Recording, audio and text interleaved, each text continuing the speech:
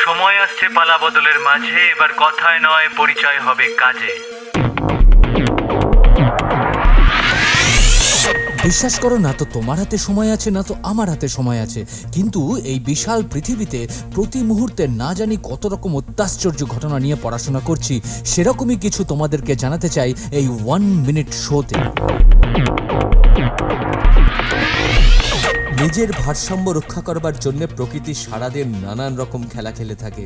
এই গোটা দুনিয়ায় বিভিন্ন রকম আবহাওয়া তৈরি করে, বিভিন্ন রকম জলবায়ুর প্রভাব ঘটিয়ে, নানা রকম তারতম্যের মাধ্যমে এই ইকোলজিক্যাল সিস্টেমের, এই বাস্তুতন্ত্রের ভারসাম্য রক্ষা করাই কিন্তু প্রকৃতির খেলা। আমরাই বিভিন্ন ঋতুতে সকাল থেকে রাত পর্যন্ত নানা রকম টেম্পারেচার দেখতে পাই, নানা রকম ওয়েদার দেখতে পাই।